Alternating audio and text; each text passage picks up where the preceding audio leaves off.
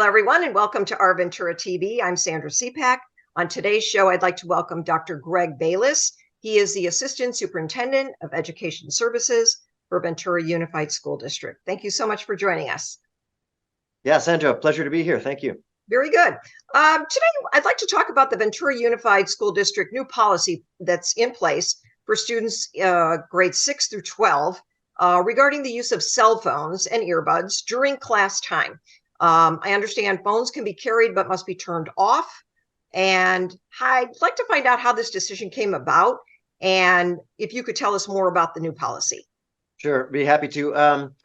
It's actually not a new policy, although everyone can be forgiven for thinking it is. It's something that we've had in board policy and supported in Ed Code for a long time. It really is just a new collective decision to enforce it. And so the decision came about last spring, where we were getting feedback from teachers and administrators kind of post-COVID that some of the students' cell phone use had become a little bit different than pre-COVID, much more prominent in classrooms, a little harder to control, causing some distractions and loss of instructional time inside classrooms. And so we worked with our teacher associations, our classified associations, campus supervisors, et cetera. We got some feedback from our parents through school site council, through parent groups, and we really got support, including from our Board of Education, to move forward with a more widespread, consistent enforcement of our existing cell phone policy. Okay, so how is the policy being received by students and parents and, of course, district personnel? Well, I think we have lots of support from parents. Okay. Students probably a little bit more mixed, but what's interesting is that a lot of research sort of nationally, and this is something that all districts are working through and struggling with, that after maybe the first transition of moving away from more highly accessible cell phone use in classrooms to less, there's a challenge for students. Ultimately, they like it. Ultimately, they appreciate the amount of focus and attention that they can give each other, and kind of a safe, protected space. So I'd say that's our belief. And in addition, strong support from parents. And there are some parents who have some concerns about whether or not their cell phones are going to be accessible to their kids in emergency situations. And I'm sure we'll cover that later here. And they still have that accessibility. Yeah, which is something I did want you to address, is some students and parents may feel the need to have that cell phone on them and turned on in the event of an emergency, or they need to reach their student. So I just wanted you to elaborate on that a little bit. Well, first, if there is an emergency at the school, teachers, administrators will certainly allow students to have cell phones on when it's appropriate. There are certain times when it's not appropriate, depending upon the specific emergency.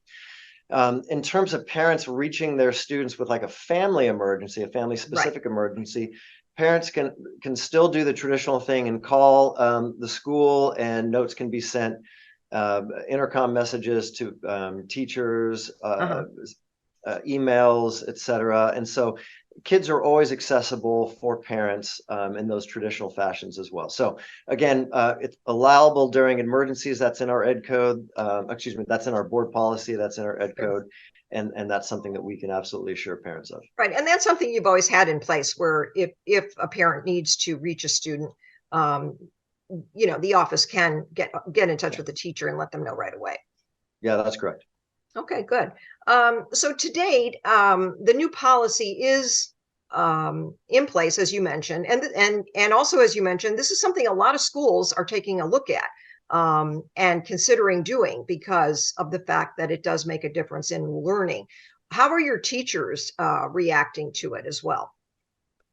The teachers I've spoken with, and the response from teachers sort of writ large from our principals has been exceedingly positive. So I would say, there might be some teachers who struggle with enforcement in certain situations. Like not every secondary classroom environment is the same, from Right. from PE, physical education, to English class, Right. but strong support from teachers, and they're reporting that they're just having less tension with students. They're having to issue fewer reminders, and we're inviting all of our secondary teachers to start class with a reminder. Oh, Hey, good. welcome back from Okay. snack or from lunch in high school, where they're allowed to use it during snack and lunch. Look at your phone. Great, put them away. And trying to be respectful of students' use of Good. that, but also protecting the instructional environment as well. Okay. So what if a student doesn't want to turn their phone off? Well, we hope it doesn't get there, but that does. We do have sort of a protocol that we go through for when there are violations, and so Okay. it all starts with a warning and a parent outreach by the teacher, and then a referral to the office. And we have a system of sort of progressive discipline, and ultimately, if it just becomes a consistent problem, and I think it's I'm gonna check the policy that we've created here. Okay. After maybe about 4 or 5 reminders, we might have to implement a more formal disciplinary measure, but I've not heard we have to go there. So I think the Okay. students are being really understanding and cooperative, and teachers are doing a great job of offering those reminders and being respectful, but enforcing our rules. Right.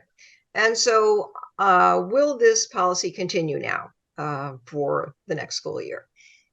It will, and it will. And I want to backtrack to a question you asked earlier about what's going on nationally. You know, one of the things that we looked at were some devices that are in use in various places throughout the country, where they're like magnetically protected sealed bags that Okay. that students place them in, and so that they're inaccessible except for when the teacher releases the magnets. And you Okay. have to pass your little cell phone. We decided not to go there because there are some challenges. There's an Yes. expense associated with that. So we did think through all the different mechanisms, and even though that's used in other places, we decided not to use it here. So again, we think we're having success with our current policy and implementation enforcement. So we're planning on absolutely continuing it. So basically, your response then would be that the district is pleased that this is continuing, and they don't see any further problems with it.